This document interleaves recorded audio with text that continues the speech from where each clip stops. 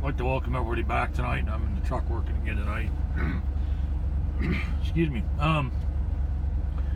Earlier in one of my videos I had posted, I was working on a convertible Lincoln. It was a Hot Wheels 1990 something Malaysia, and I was gonna do something kind of cool with it, build a custom. I'd had it sitting around a while, so I bought some chrome paint, which I showed on a previous video, and masked off this Lincoln chassis and decided to spray it and see what I come up with to see how close to chrome it was. Now, I sprayed the chassis in a gloss black itself, taped it off, and then sprayed the front and rear bumpers. This is sprayed in that chrome spray that I bought at the local hobby shop. And this is what that particular chrome, kind of blurry, but looks like. So anyway, I was sitting here and I wanted to try something tonight to do a comparison for you guys between the chrome spray and the Model Town liquid chrome pen that we all know and love, and everybody uses these.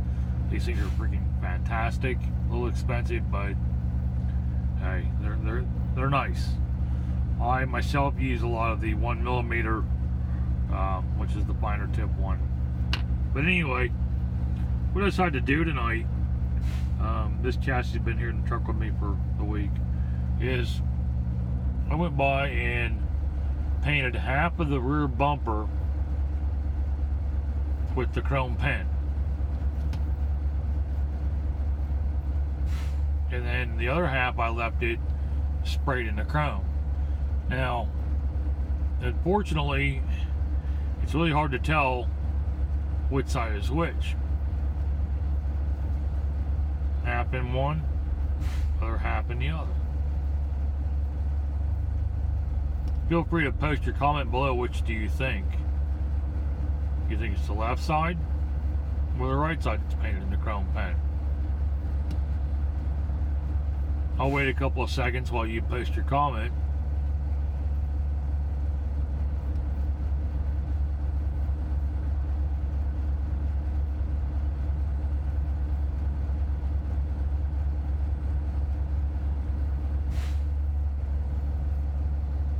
And then I'll tell you that it was the right side over here that I painted with the chrome pen.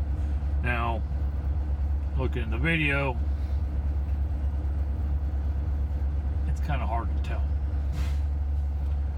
Looking at it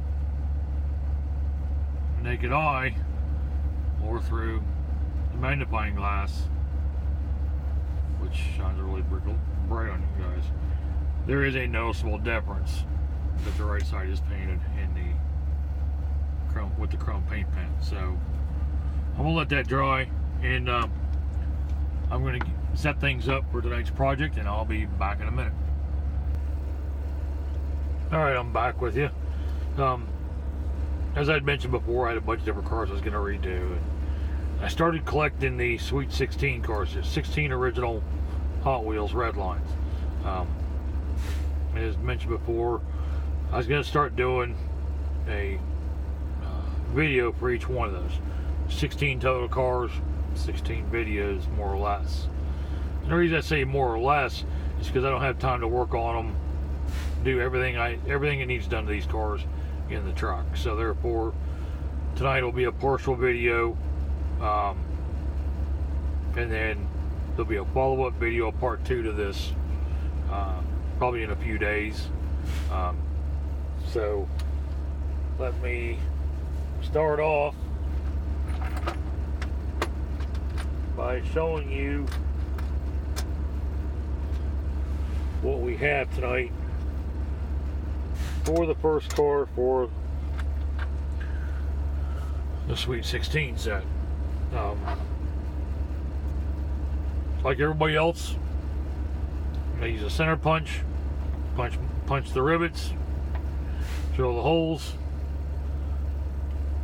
spring-loaded center punch, adjustable, Harbor Freight.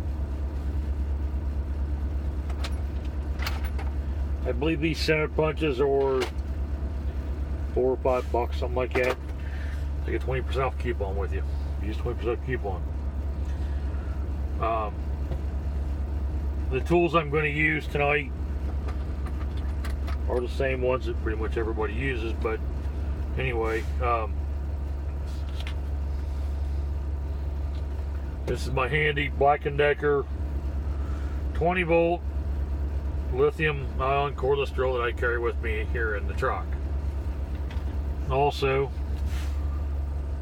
this is my Irwin 1/16 drill bit, which I use to drill down through the rivet for the Allen head button screw that I will be using to hold the car back together. These bits are actually pretty sharp. They last a long time.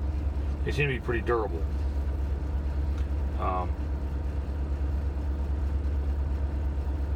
The other bit that I will use, I can't read it.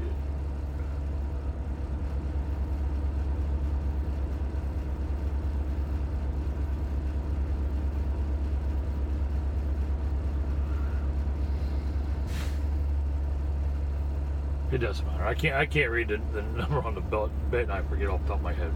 I'll use this to drill the head of the rivet off. So,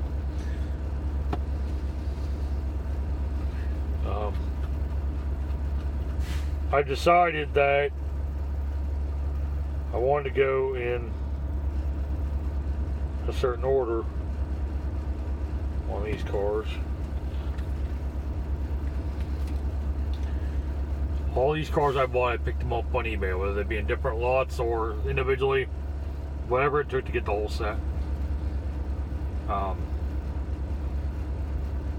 I have already sold some cars on eBay that were extra ones. There were Redlines, and I have a few more that will be going on as I get my cars built and gathered up. Anyway, for my first car, for my Sweet 16 Redline collection, the 1967 custom Barracuda. This is a Hong Kong car, excuse me, identified easily by the blue glass, and then naturally it's stamped on the bottom of the car. Down here in the lower right corner it says Hong Kong. I bought this car, it was missing the hood. The glass is really rough on it. We'll see if we can save it. If I can, I can. If I can't, we'll straighten the axles up on the car. They're pretty bent. They're always bent down. The fronts actually don't look too bad, so I think we can save the fronts. They look bent down just a little bit. But you're like, everybody's like, hey Chris, it's missing the hood. Well, the hood. Yes, I know it's the wrong color. Doesn't match for now. I actually bought another car on eBay, and when I got it, I found the wiper cowl was broken, but it had a good hood. So therefore, I drilled the car apart, drilled the rivets, took the car apart, salvaged the hood that I needed for this particular car, and put the car back on eBay and sold the other car as it was. I believe it was a US car, but it's still a custom Cougar. But anyway, another tool from Harbor Freight, my handy dandy little vise. I am just going to clamp the car in my vise.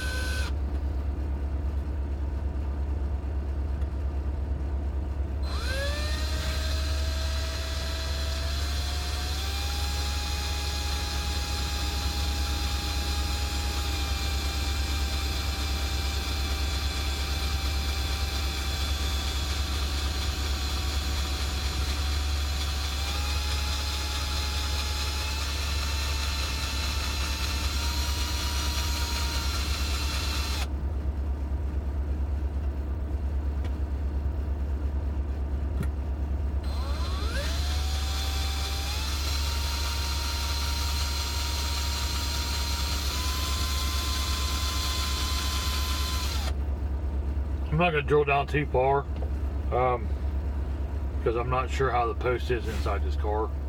So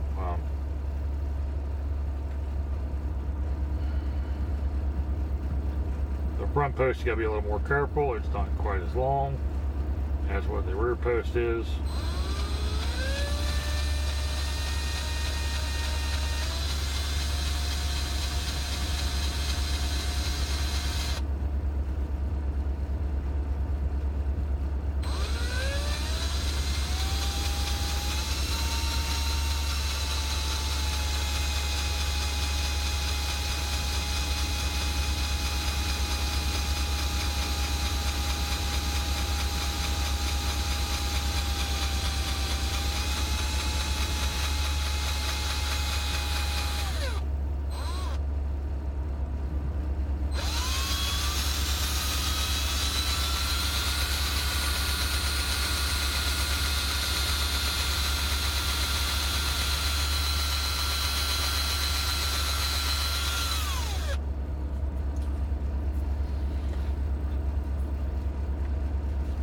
Switch to the bigger drill bit.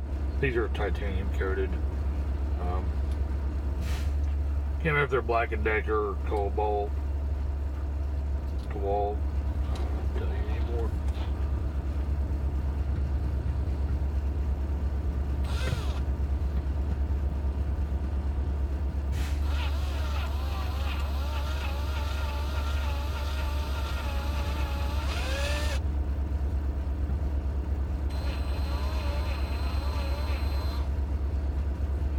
Not going crazy with this bit. You're not trying to rip the car apart.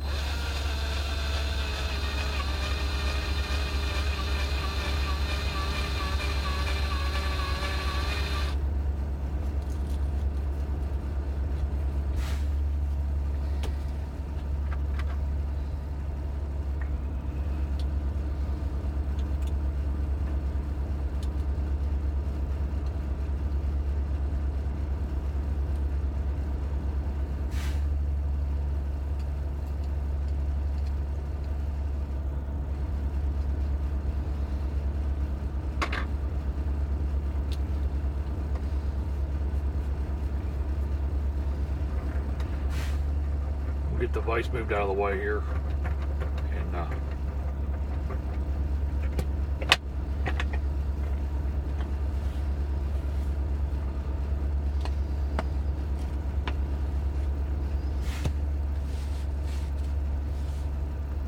I'll be right back while I clean this mess up.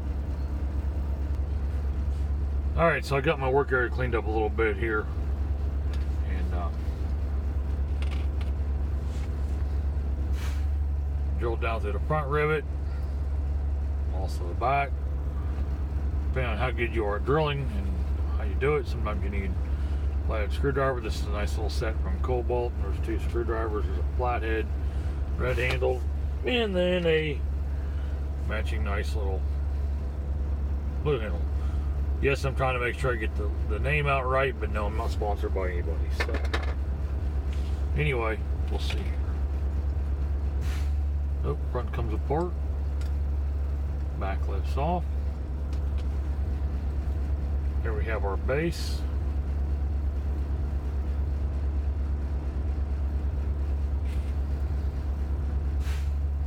I will be ordering new wheels from the Redline shop for these. Now what I've been doing, they make a tool you can buy. I've been taking my flat blade screwdriver,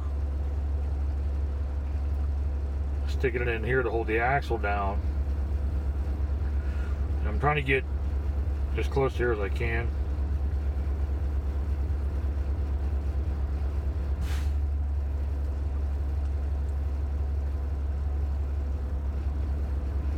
And then I just been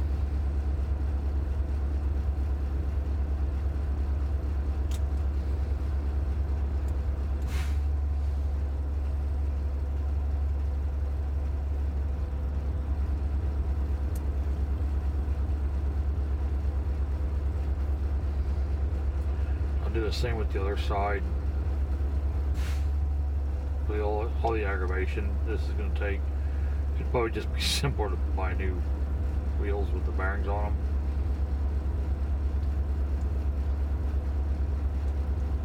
Anybody knows me knows I don't do anything a simple way.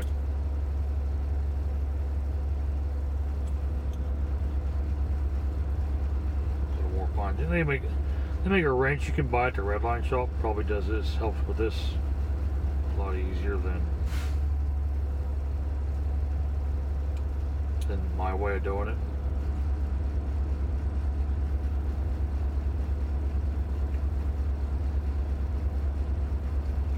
I'll do the same thing with the front. The fronts are a little bent. Not bad, just a little bit.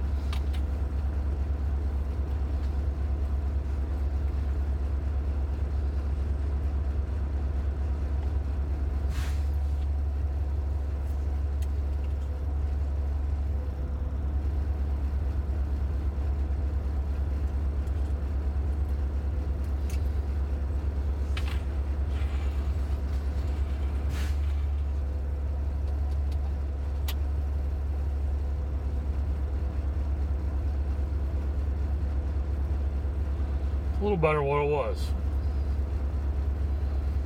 No fancy tools. Flat blade screwdriver. Easy does it. It's getting new wheels on it anyway, so we'll. But a little of an alignment there. It tracks to the left a little bit. But suspension still works good on the chassis. So we'll set that aside. On the interior, this car has a purple interior, blue windshield, signifying Hong Kong, blue car, purple interior. May have to look that one up in the old Redline. And the glass just pops right out.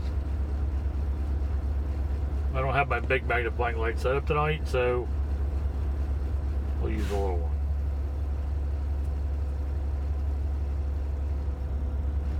And it does appear that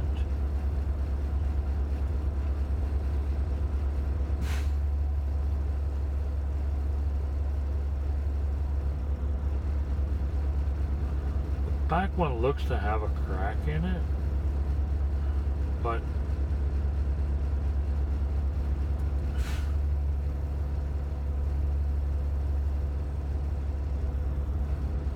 there's no, you rub it with your fingernail, scrape it across it, and you can't find anything. This area right here is the area in question. So anyway, we're going to try and polish it out and see what happens.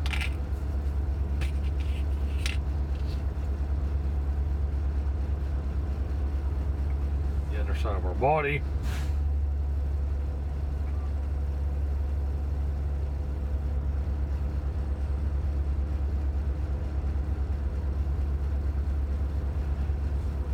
In which case I will go by and drill up these posts, so I'll be back in a minute. Well, there I did it, folks. Did a boo-boo. Broke the tap. I broke the tap. I didn't use any lubrication on it. I've done quite a few cars this way. So, expensive, kind of an expensive lesson to learn, but I will order a new tap, and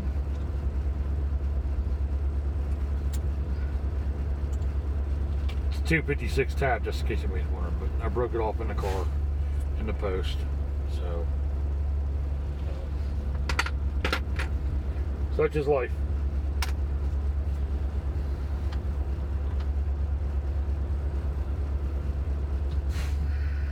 I can't get the lighting right in here tonight.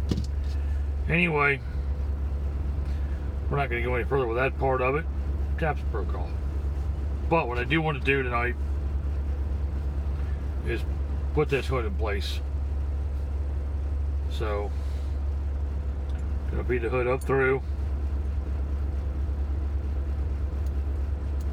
hopefully I can get this hood to go back in without too much of a fuss. Use my little flathead screwdriver.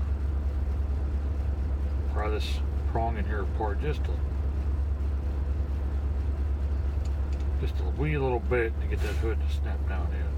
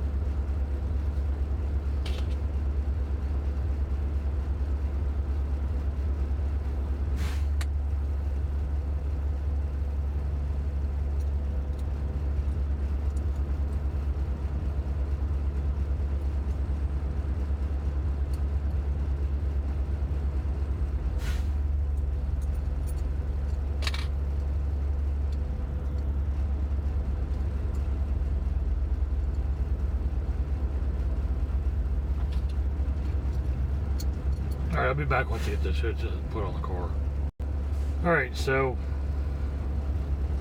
hood's not, I actually broke one of the pieces off on the hood trying to pry it apart inside here. But I'll worry about fixing that later. Put the car and the chassis back together, the base, and see how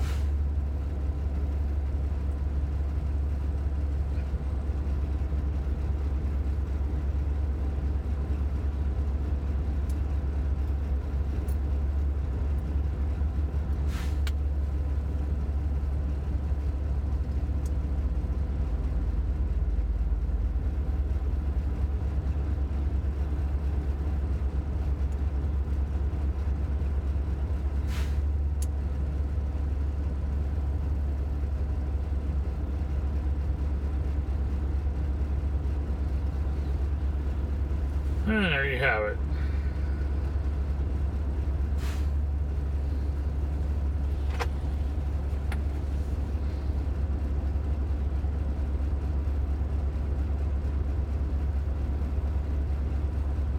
So